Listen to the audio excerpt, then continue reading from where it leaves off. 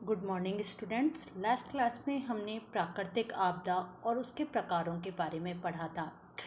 सूखा, बाढ़, चक्रवाती तूफान, भूकंप, भूस्खलन, वनों में लगने वाली आग, ओलावृष्टि, टिड्डी दल और ज्वालामुखी जैसे विभिन्न प्राकृतिक आपदाओं जो होती हैं, इनका पूर्वानुमान नहीं लगाया जा सकता और ना इन्हें रोका जा सकता है, लेकिन इनके प्रभाव को एक सीमा तक जरूर कम किया जा सकता है जिससे जान माल का कम से कम नुकसान हो। और यह कार्य तभी किया जा सकता है जब हमको आपदा प्रबंधन हो या आपदा प्रबंधन का सहयोग मिले।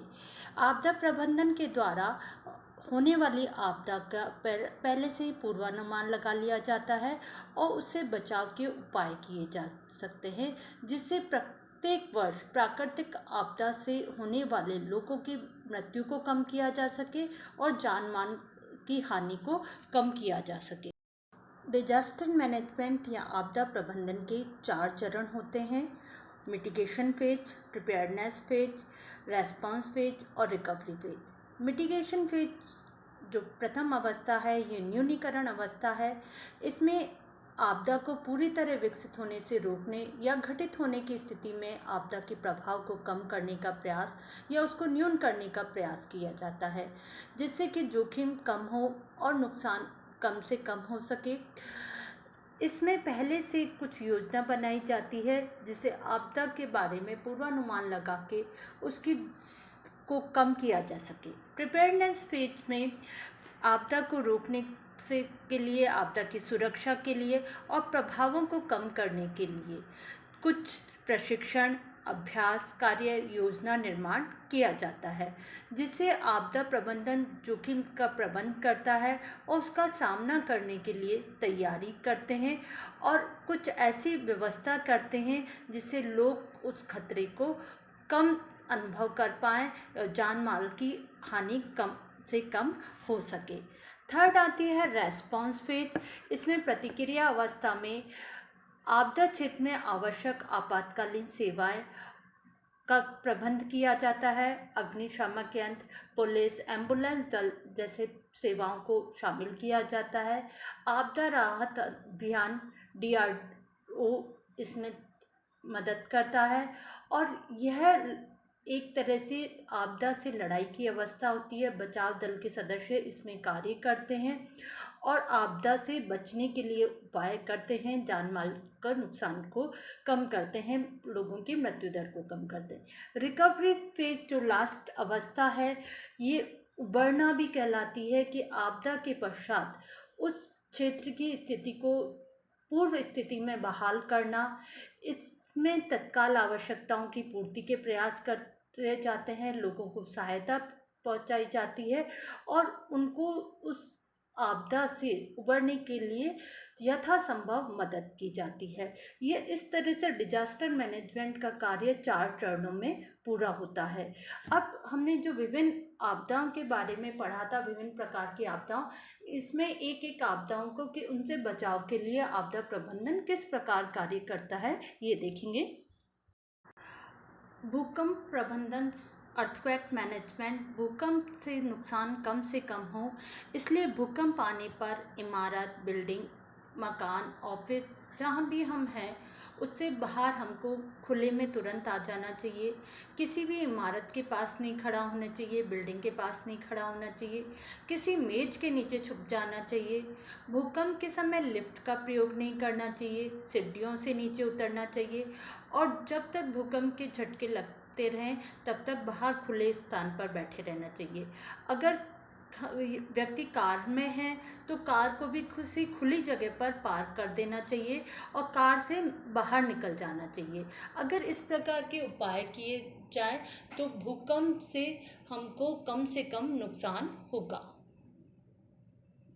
इसी प्रकार ज्वालामुखी जैसी आपदा के समय हमको क्या प्रबंध करना चाहिए कि ज्वालामुखी फटने पर फौरन घर का कीमती सामान अपने साथ लेकर सुरक्षित स्थान पर चले जाना चाहिए। अपने पालतू जानवरों को भी अपने साथ ले जाना चाहिए।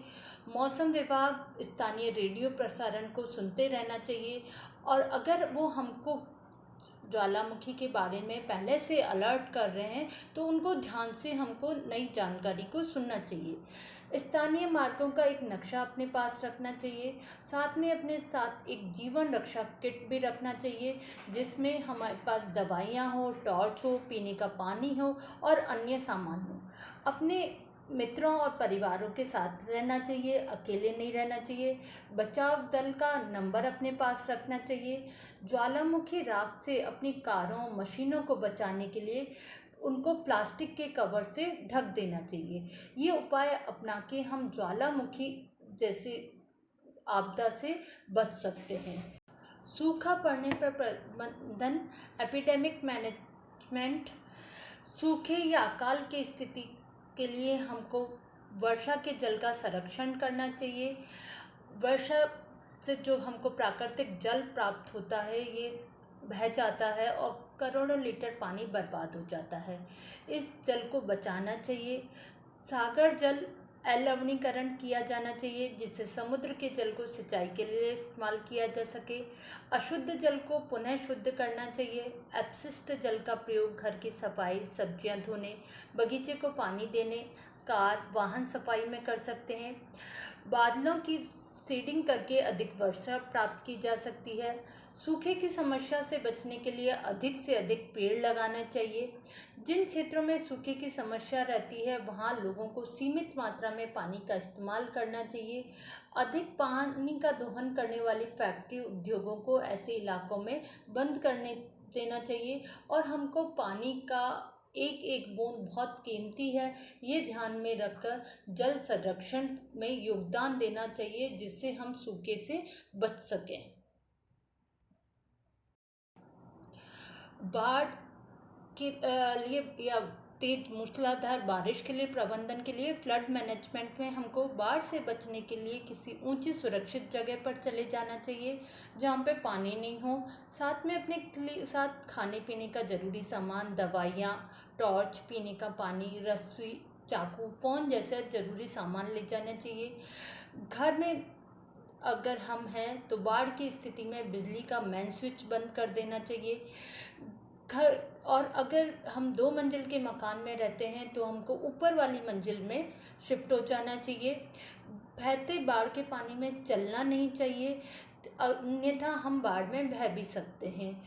गिरे हुए बिजली के तारों को छूना नहीं चाहिए, क्योंकि इसमें करंट हो सकता है और जान जा सकती है।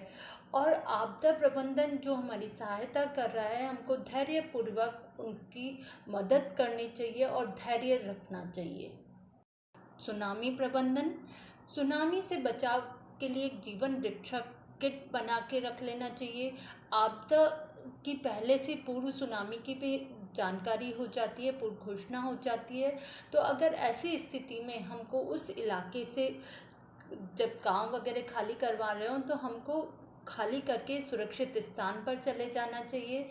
हमारे साथ एक किट रखना चाहिए, जिसमें हमारे ज़रूरी सामान, खाना पीना, थोड़ा दवाइयाँ और प्राथमिक उपचार का सामान हो। सुनामी आने से पहले अपने स्थान से बाहर निकलने की ड्रिल 1-2 बार कर लेनी चाहिए। अपने पास एक पता होना चाहिए कि हम सुरक्षित स्थान पर कैसे जाएं, उस वक्त धैर्य रखना चाहिए और हमको उस वक्त हड़बड़ाना नहीं चाहिए। सरकारी चेतावनी, मौसम विभाग की चेतावनी को ध्यानपूर्वक सुनते रहना चाहिए। ज़्यादातर सुनामी भूकंप के बाद आती है।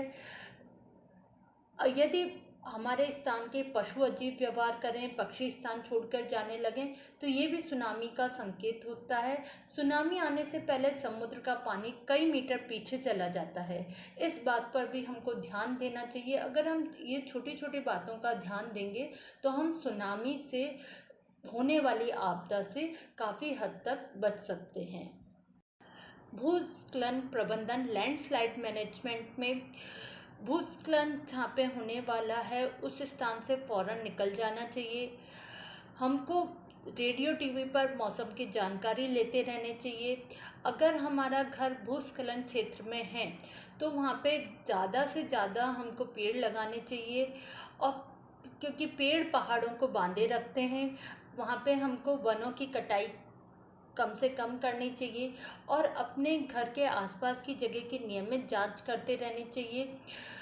जिस स्थान पर ऊपर से चट्टान गिरने का खतरा हो वहाँ से दूर रहना चाहिए और अगर ऐसी चेतावनी है कि इस स्थान पर भूस्खलन या लैंडस्लाइड होने वाली है तो उस स्थान पर नहीं जाना चाहिए। हेलीकॉप्टर बचाव दल का फ़ोन नंबर हमेशा अपने पास रखना चाहिए अगर ऐसे इलाके में आप रहते हैं तो।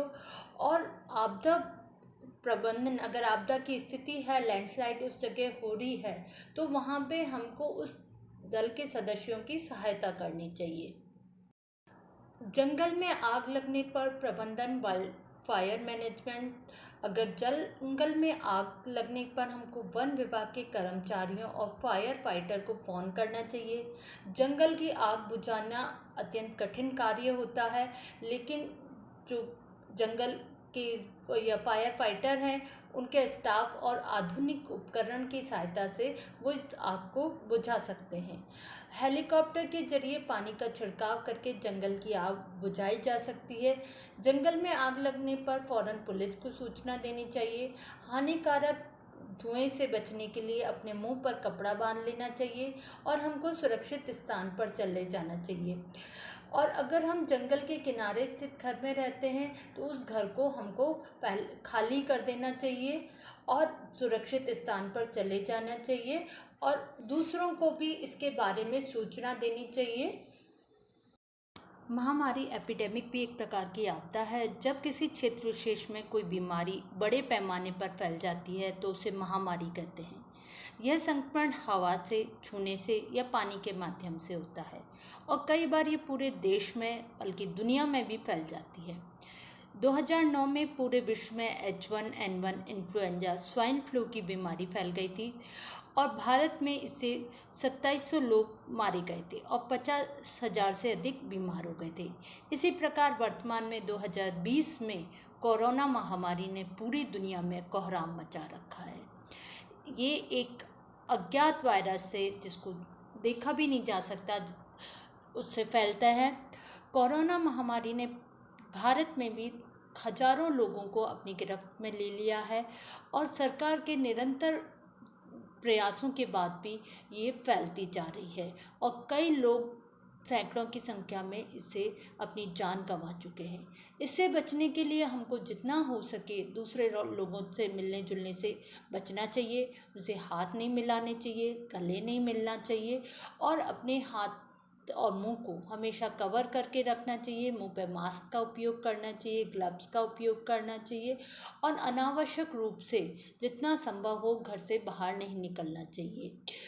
निरंतर हाथों को साबुन से धोते रहना चाहिए और सुरक्षा में ही बचाव है। जितने हम इससे सुरक्षित रहेंगे उतना अच्छा है, क्योंकि जान है तो जान है। धन्यवाद।